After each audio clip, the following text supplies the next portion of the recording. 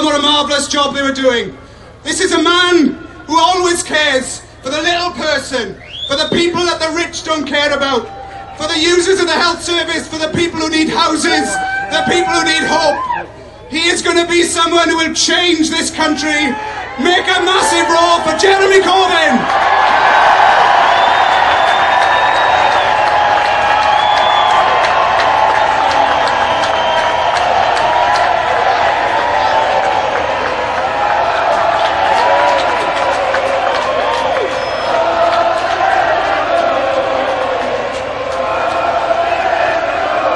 Thank you. Thank you. Thank you. Thank you, everyone, for being here today. Thank you, all those that organised today's event. Can we say thank you to all of those volunteers that did so much to put this event on? And thank you to all of the unions that helped to finance it and support it and mobilise for this event. And I want to say a personal huge thank you to Mark Sawatka and his wonderful new heart. Mark has been through some terrible strains and stresses, and whilst he was there in Papworth, he was keeping up with everything that's going on, and it was a delight to be in touch with him, but also to hear from him that his deep commitment and concern, not just for the members of his union, but all those that are victims of austerity all over this country. Mark, thank you for what you said today and what you've done on all the other days. I thought Parliament Square was absolutely full 2 years ago when we met here in the aftermath of the 2015 election. I didn't think you could get any more people into Parliament Square, except today when there are more than ever. And when we met 2 years ago in the aftermath of the general election, Tory government in office, Tory government hell-bent on privatisation, on cuts and austerity, we declared a declaration that we were going to fight austerity and the economic thinking that is behind it. And that is exactly what we've been doing over the past 2 years. And it's been my privilege during those 2 years to fight 2 leadership campaigns and 1 general election campaign. And I thank all of those people that showed such friendship and such support during those campaigns. All those people that came together in a view that the world could be very different. My only regret is that we didn't quite succeed in winning the general election campaign. But I tell you this, I'm proud of the manifesto we put forward, I'm proud of the campaign that we won, I'm proud of the support we received. And that result on June the 8th was the biggest ever increase in the vote for the Labour Party since 1945.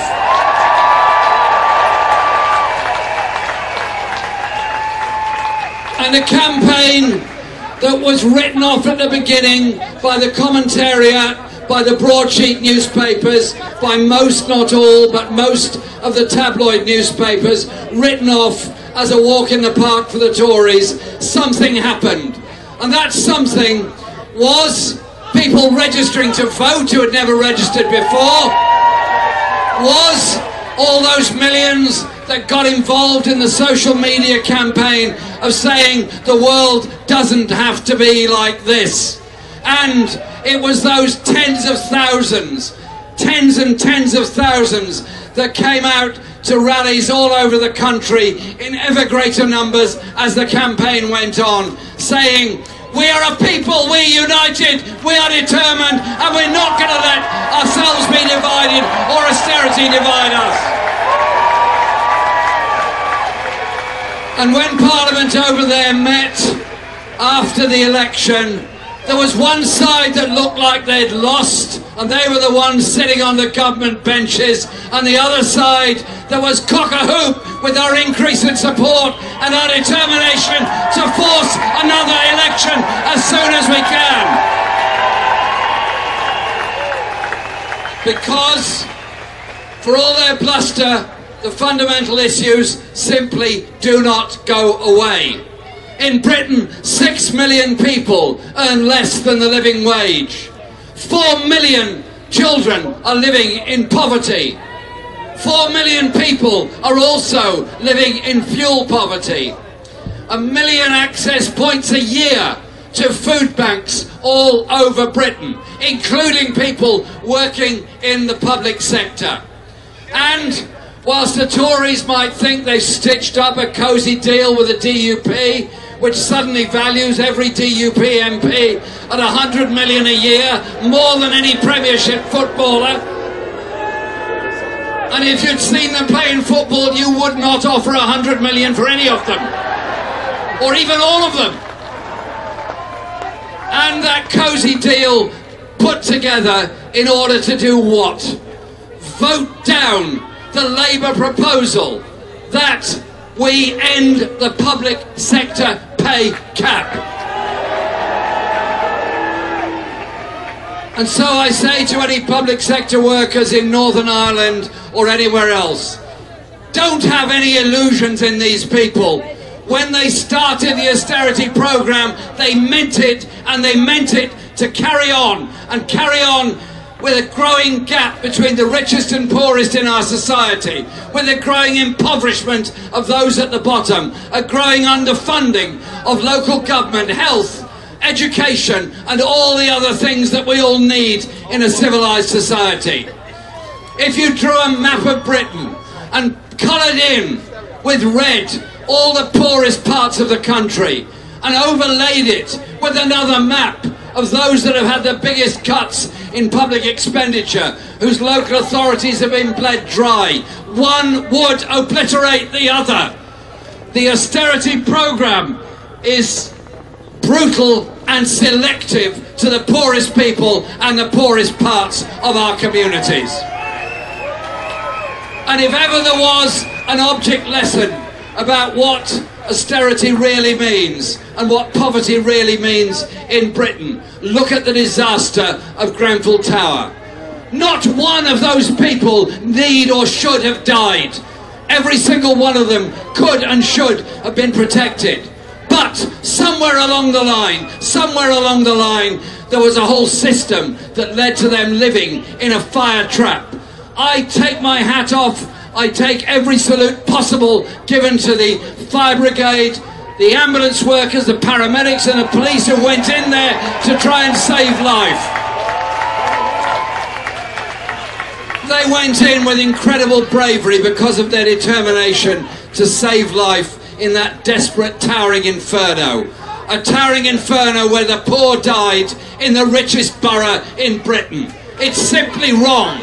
And the hypocrisy, and the utter hypocrisy of government ministers and others who queued up in the chamber over there in the House of Commons to heap praise on the emergency services the following day to cut their wages by refusing to lift the pay cap. The hypocrisy is absolutely unbelievable. But the election campaign showed something else. 2 years ago, we were looking for an alternative to an economic strategy which essentially said that the financial crisis of 2008 has to be paid for by balancing the books on the backs of the poor, most vulnerable and most needy in our society. This election campaign said something very, very different. John McDonnell spoke earlier and set out the kind of alternative economic agenda that does increase taxes for the top 5%, that does increase corporate taxation in order to change the life chances of the majority of people in this country. A society that wants to succeed and be at ease with itself would invest more in the life chances of our children, starting with the very youngest, so that those not yet old enough to go to school get at least 30 hours a week in a good environment, playing together, learning together, socialising together, growing up together, getting that message of what a community can be like. And those, when they go on to primary school, not being in oversized and supersized classes, those in primary school getting a decent school meal, getting teachers they need, getting the education they need in the space they need, and their head teachers not stressed out by trying to collect money from the public to balance the school books. An intelligent society would invest in our education and all of our children, not cut them and not stress out our teachers and our children. And you know what? Education is about learning, of course. It is about safety, of course. It is about being in a secure environment, of course. But it's also about giving our children, giving our community the space to imagine, the space to enjoy, and the space to play music and art. And that's why I'm so determined that we will invest in arts and culture education in the future with a pupil arts premium. And the lottery, and it is a lottery of the postcode, which effectively decides the life chances of a child almost at birth, must end.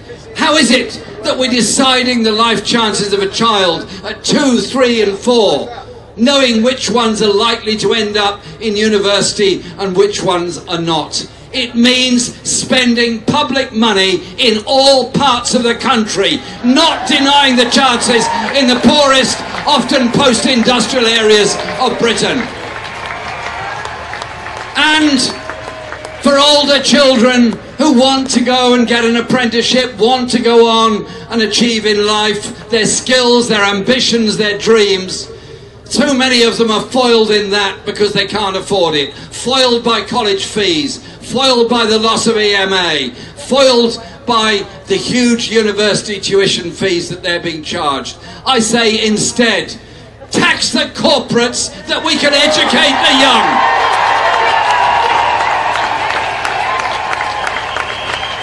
Because the effect is already so very obvious.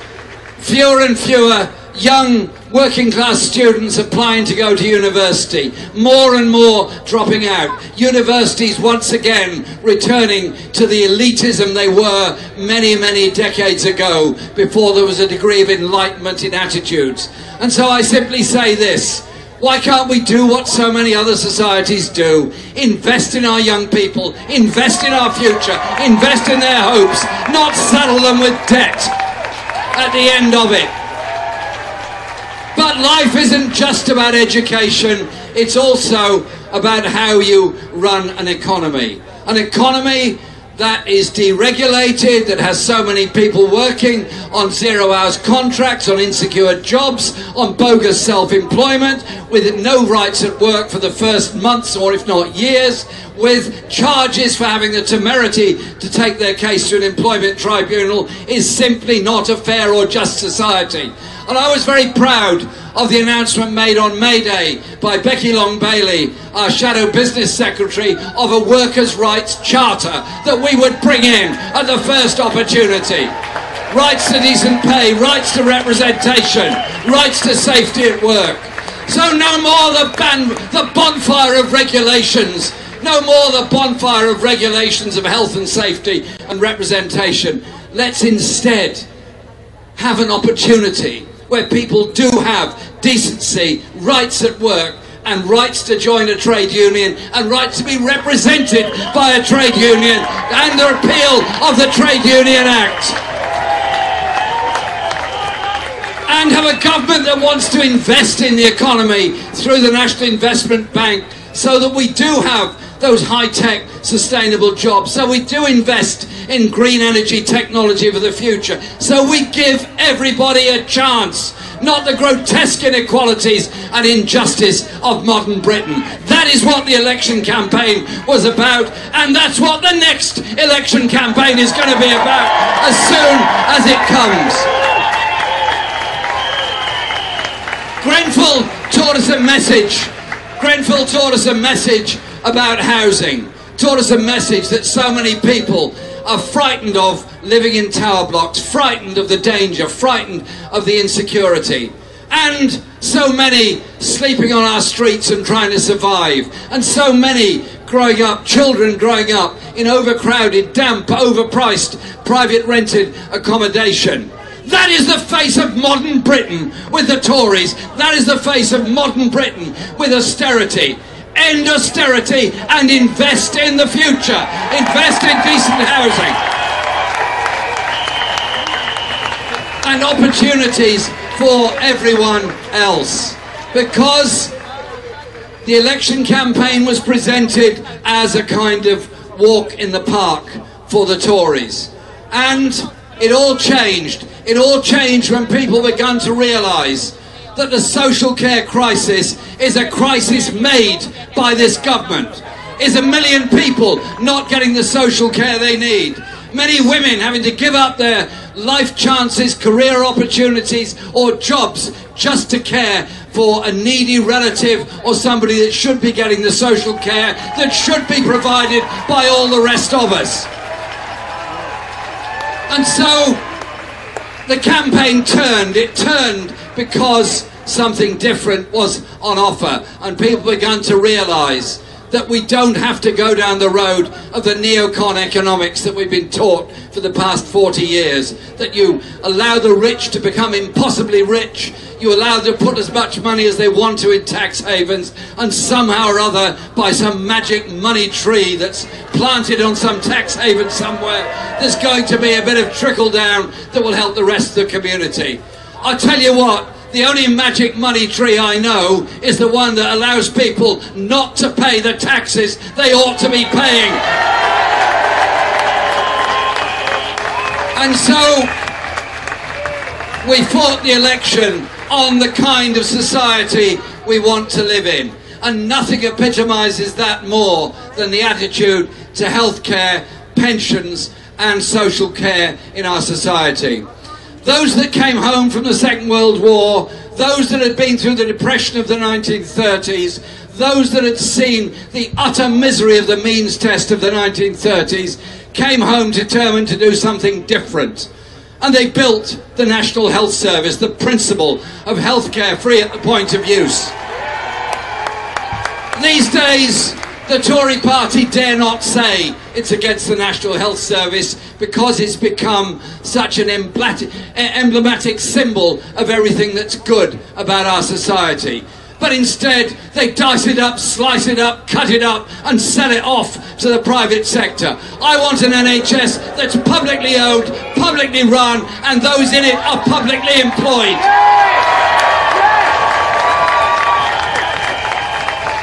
So that health inequality is also challenged. Take a bus ride across any major city anywhere in Britain. Life expectancy gets lower and lower the poorer the area you are, and higher the richer the area you're in. Surely our health service must work for all and give everyone a decent chance to recover from conditions and illnesses, but also a society that tackles injustice and inequality at its root and at its core. And so, I leave you with this message today. We will fight for a Brexit from the European Union that protects jobs, living standards and workers' rights. We will fight to protect the rights of European nationals living here so they get full rights. And we will develop that partnership of the future. We will also campaign for an international system and a foreign policy that puts human rights, environmental justice and democracy at the heart of a foreign policy that is based on human rights and justice. But above all, I simply say this. Those that stood before us to gain us the right to vote, to gain women the right to vote, to gain a degree of social justice in society, that walked the walk to support the miners during the great miners' strike of 84, 85, those that stood for justice on so many occasions, eventually are vindicated. Vindicated in the way the Hillsborough families have been vindicated, vindicated in the way that so many others have been. And what this election campaign, this anti-austerity movement, this current mood in British politics has done is unleashed the ideas and the imagination, unleashed that day-to-day conversation on every street corner, every cafe and every pub of how differently this country could be run. The Tories are in retreat. Austerity is in retreat. The economic arguments of austerity are in retreat. It's those of social justice, of unity, of people coming together to oppose racism and all those that would divide us that are the ones that are moving forward. This is the age of imagination. This is the age in which we will achieve that decency and social justice that we all crave. That is what brings us here together today. That's what keeps us here together today, and that will take us forward in the future to build that better society that we want for our children and all those that come afterwards. Thank you very much.